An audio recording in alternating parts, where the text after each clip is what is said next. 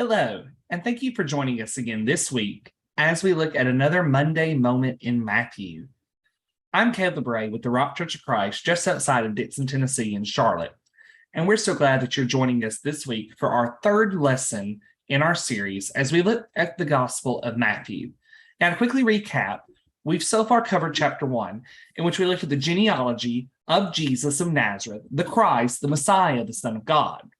And then we looked at Jesus' actual birth and the events surrounding the time leading up to his birth with his mother Mary and his earthly father Joseph.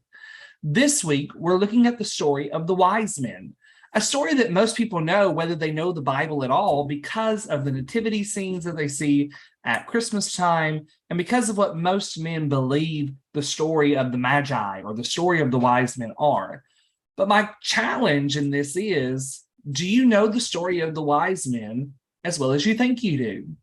And so we're going to look at Matthew chapter 2, verses 1 through 12. And I invite you to read along with me now. Now, after Jesus was born in Bethlehem of Judea, in the days of Herod the king, behold, wise men from the east came to Jerusalem, saying, "Where is he who is born King of the Jews? For we saw his star when it rose and had come to worship him."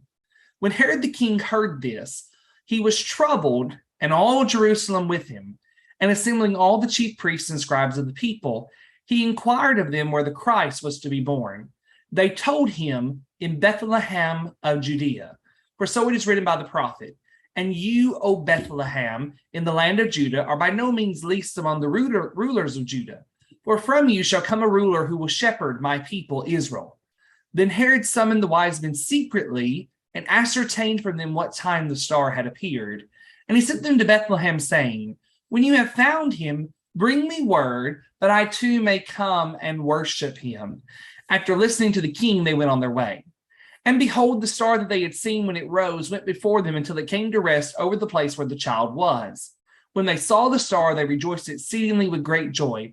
And going into the house, they saw the child with Mary his mother, and they fell down and worshipped him. Then, opening their treasures, they offered him gifts, gold and frankincense and myrrh. And being warned in a dream not to return to Herod, they departed to their own country by another way. So, this is the story of the wise men. And there's a bit more in this story than we may often consider. Let's just look over it again real quick. So we have Jesus being born in Bethlehem of Judea. We know this. We know this from chapter 1. We know that Jesus was born. We now know the city that he's in, and we have a little bit more context. We have these wise men who are coming from the east towards Jerusalem. Now, Bethlehem is about 6 miles to the west of Jerusalem. So this group is coming through the area. They're stopping in Jerusalem, and they come to see King Herod. Now, King Herod is a unique individual, in my opinion. One commentator called him a Jew and not a Jew.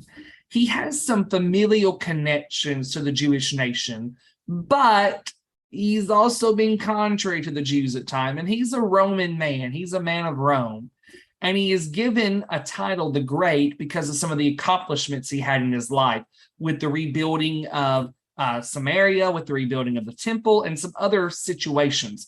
But anyway, we have Herod, and he's in Jerusalem. And this is the only words the wise men say in Scripture. "Where is he who is born King of the Jews, that we may worship him? We saw his star when it rose." That's it. They say just a few phrases. Where is he who was born the king? We saw his star, so we know he's come. And 3, we've come to worship him. And then it says that Herod and all of Jerusalem was troubled. Now, here's the reason why Herod would be troubled. Herod, while he has connections, is not a true Jewish king. And now you have just heard that a king, a member of the royal line, has been born. Uh-oh. If the Jews are ever going to make their comeback, this is going to be it. This child that's being born is a threat to Herod, even at a young age. He represents the potential for the loss of his throne, the potential for the loss of his rule. And that's worrisome. Now, why do you think Jerusalem would be fearing? Well, commentators have argued different reasons. Part of it would be what Herod's reaction would be, and that would be a just fear, as we'll see next week as we continue chapter 2. Part of it could be that they understand what type of king is being born. We're going to see that in just a moment. And so that causes some different implications for them as a nation. But let's get back to the text for a moment. And so Herod hears this. He's troubled. And what he does is he calls the religious leaders of the Jewish nation together. And he says, tell me where the Christ is born.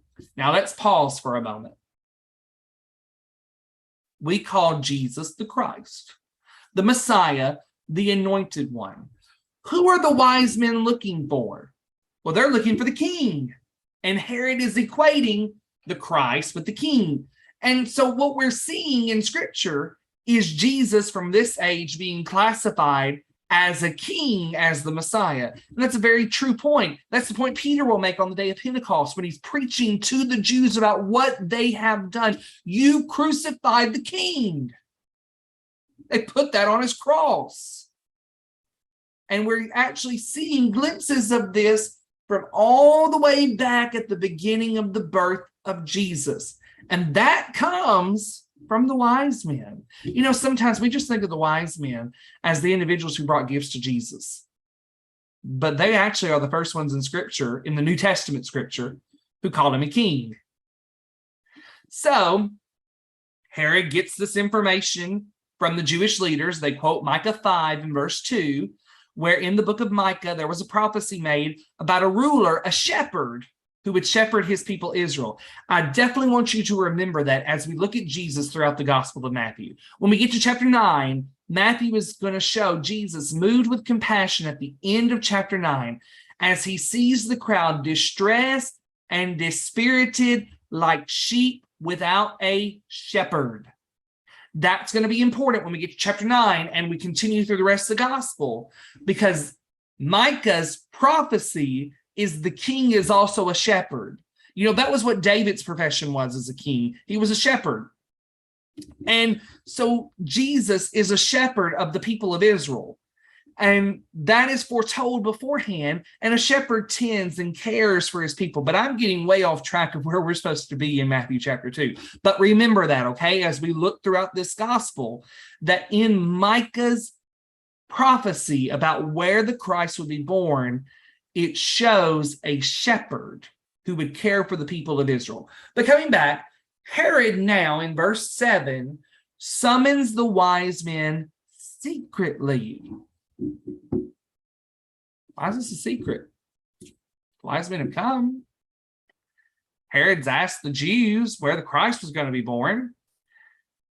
If you're a king who may not be well liked by the people, you certainly don't want them to know that there might be someone else who can take over your throne.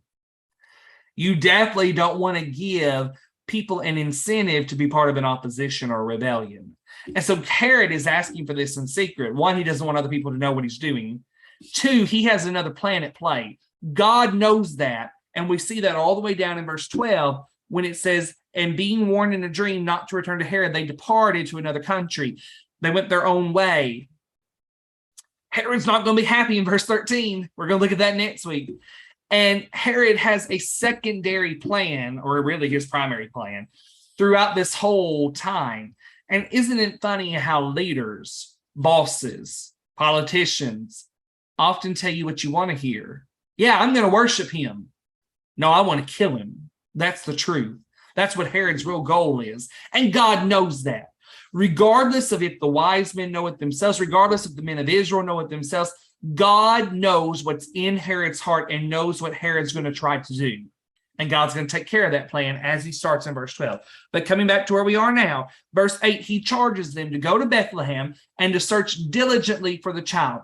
But through this process, here's something we might have missed. If you look at any Christmas story that involved the wise men, you will see them coming and looking at a child in a manger. One of the questions that he asked them in verse 7, and he ascertained from them the time which the star appeared. Now they have come from the east to Jerusalem. They've gone in an audience with Herod. Herod has gone to the religious leaders. Herod has come back, and now he's trying to ascertain when the star appeared. He's now telling them, you go to Bethlehem, and when you find him, you tell me so I can come worship him. They're now going to have to take a 6-mile journey at least to wherever Jesus is. The star is going to show them. But there's time that passes. This is not a visit on the night of Christ's birth. Another thing that most preachers point out is there's no number of wise men listed. Often you sing songs and you see pictures of this story. There's always 3 wise men, and that comes from the 3 gifts. But you don't have an actual number. We know it's plural because it refers to them as they and wise men, but there's not necessarily an exact number. But let's come back to this text now. Verse 9, they listen to the king. They're going on their way. The star that they had seen is now rising, and it's staying in one location. It's showing them where Christ is going. It's leading them to where Christ is, and it stops at his house. And it says, when they saw the child with Mary, his mother, they fell down and worshiped him. Here's the point. They recognized Jesus for who he is. He is the Son of God, who God has sent to this earth. And he is God on the earth, and he is King. He is Messiah, and he is worthy to be praised. The Jews will have a significant problem with that throughout this gospel. Many individuals will not honor Jesus for who he is throughout this gospel. And here at his birth, upon looking at who he is, they fall on their face and they worship him, because that is what is due God. That is what is due Jesus of Nazareth. He is worthy to be honored. He is worthy to be praised. He is worthy to be worshiped.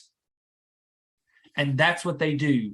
They have their heart and their mind set on fulfilling that obligation to the Son of God.